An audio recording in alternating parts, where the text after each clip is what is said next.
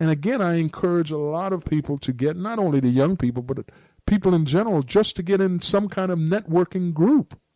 Some of those groups could be just from a educational standpoint. A lot of them could be for profit, a group of people moving in the same direction. Very, very powerful. But I think sometimes we have this mentality now that we've got to do it. We got to do it by ourselves.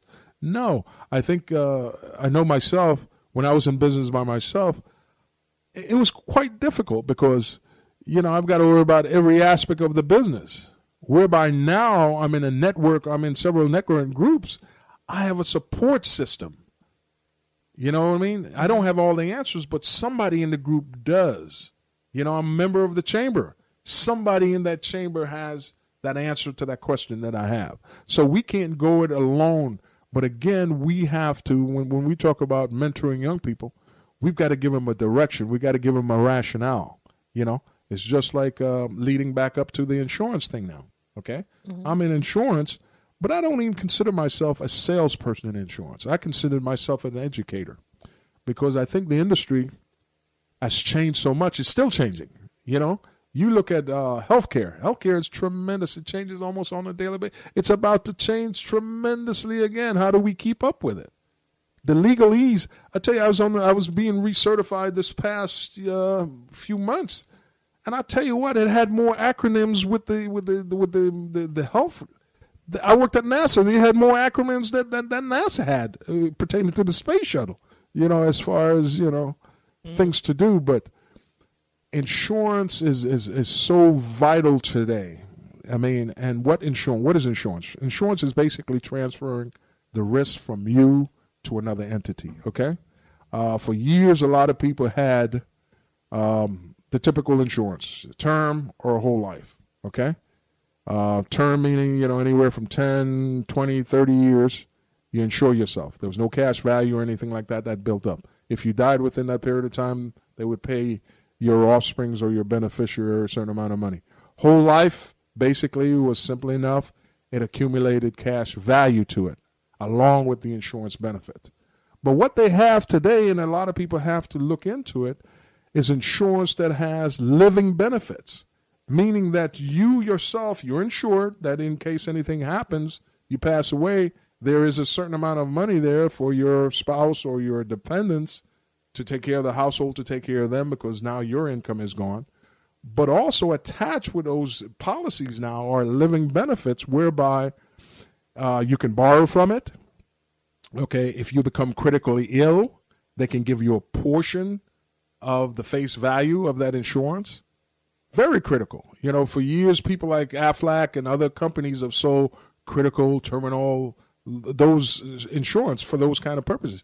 Now you have insurance policies that these things are incorporated in, if you understand what I mean. I do. You know what I mean? You got a $200,000 policy, you become critically ill or terminally ill or whatever, you can get $150,000 to help you with your treatment, or if it's terminal and you wanted to go to Paris, you got the money to do that now, or settle some things in your life before you leave. So those are kind of things that is so important, but that's the new insurance.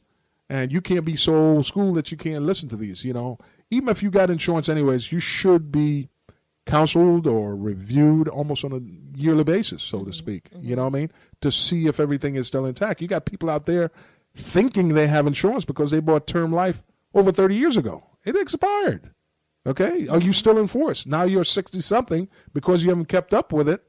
It's not that you're uninsurable. Almost anybody can get insurance.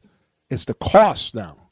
You're 65, okay? Mm-hmm. It's the cost of that insurance that you're going to get. And at this point, I'd be remiss if I don't even mention it. Whenever you get any kind of insurance or any kind of benefits, attached with that are normally beneficiaries. Meaning, if you leave, who is going to get these proceeds? It is so important, so important, and I can't stress this enough, for people to really review those things, the beneficiaries. Imagine that you're divorced now, okay? You've been divorced for the last 10 years. Mm-hmm.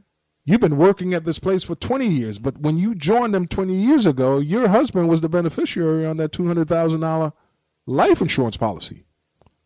When you got divorced, did you go and change the beneficiary, or is he still on there? You guys ain't talking. Okay? But if he is still on there, legally, he is going to get that. You know what I mean? It's the same thing with somebody who's already gone or whatever, you know? So what I'm trying to say to you now is you've got to update it. Your financial situation has to be updated almost on a yearly basis. We're living in that kind of society right now. Okay? We got to be, basically what you're saying, we got to be proactive. We got to be very proactive. You know, it's just like I talked about the Legal Shield product the last time we spoke, and the will situation, you know, making sure that a will is in place for you.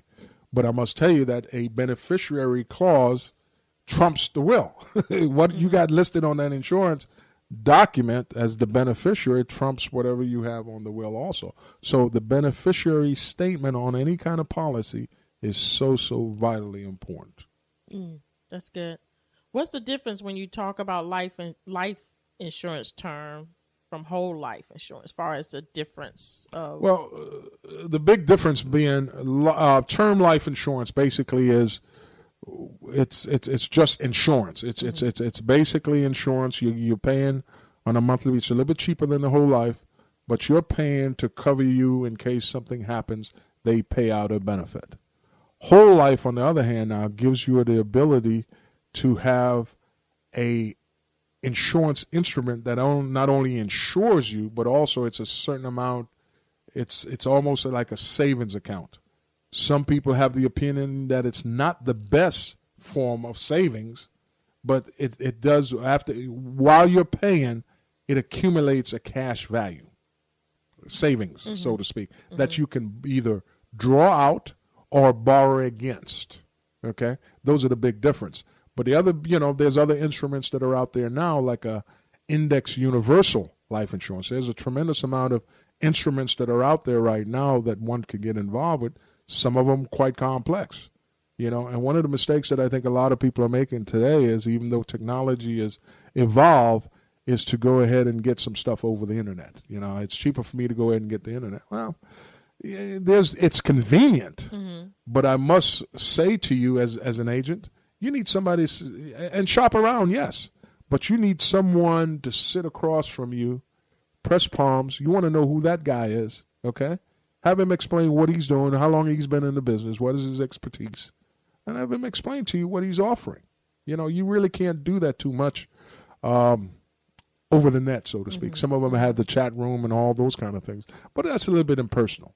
I want to see the guy. I'm old school. I want to see, look in your eyes and press your palms and see what you got to offer. And there's enough agents in the field in your area to do that with, and who you do business with, person that you like and trust. And how could you do that over the net? So that's just my opinion.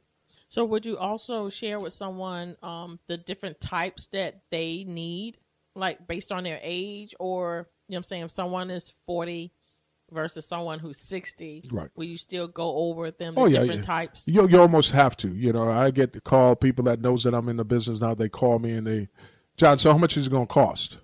Well, it's not that, cut and dry. You have to sit down. It has to be an interview, okay?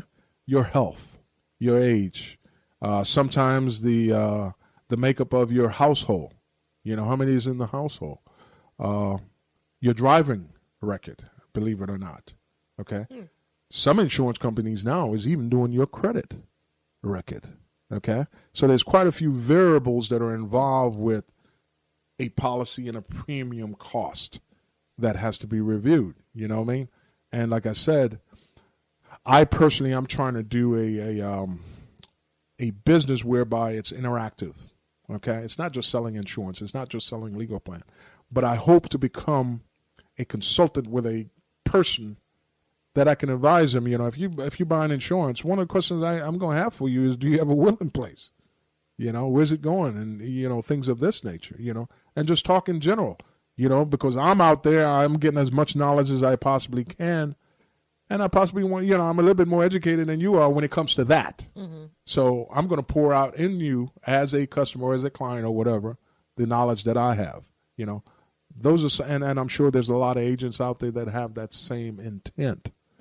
So sitting down with an agent at least once a year, I think it's so important. So is it good to have both will and insurance, or yes. Is it just to have the insurance part? Well, when you say will and insurance, insurance that's monies. The will guarantees, or the will and the beneficiary part of the will kind of guides where it goes. The will is an instrument that tells where some other thing goes. You may have some china, you may have a gold collection or a silver or a coin collection.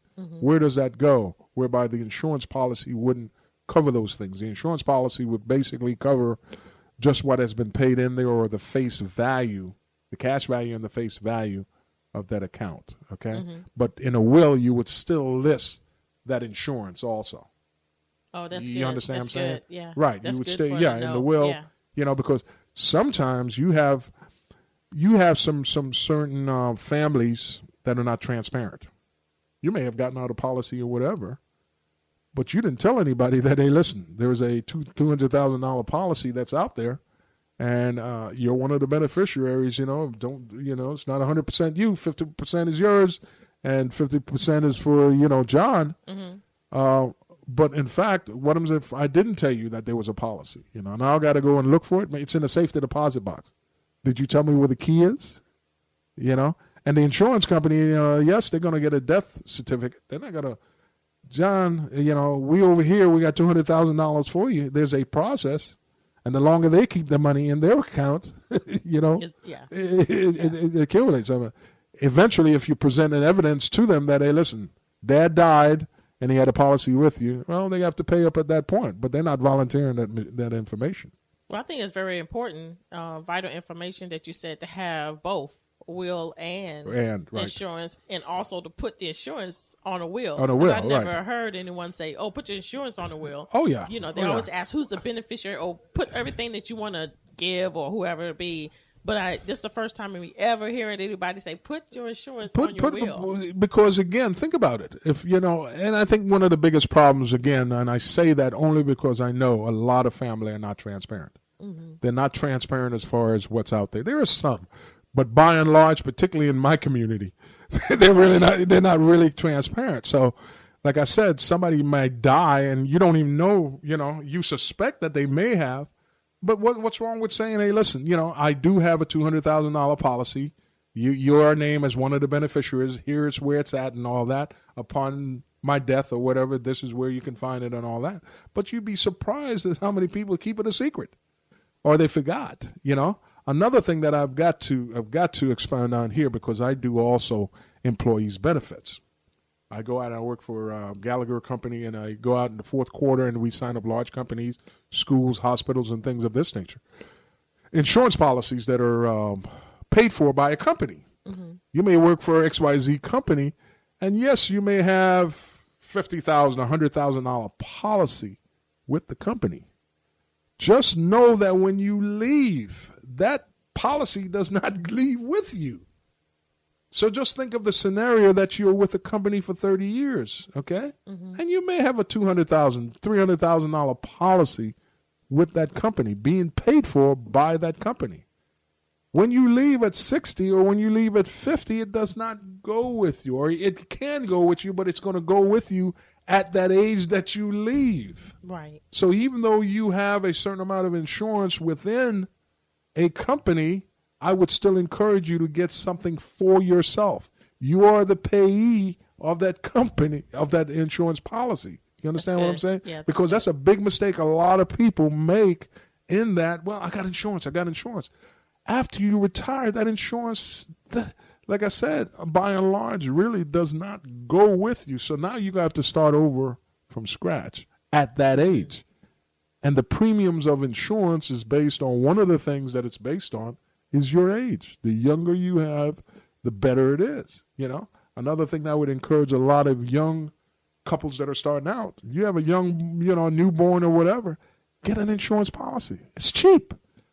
And the rate stays there, you talk about a savings, and like I said, there are so many instruments that are out there now. They have a thing out there now called the $1 Million Baby, whereby you start, an account for your child or your grandchild. A grandparent can take it out, and by the time that they're ready for college, instead of going out and getting a student loan, they have the money for college because you've accumulated it over that period of time.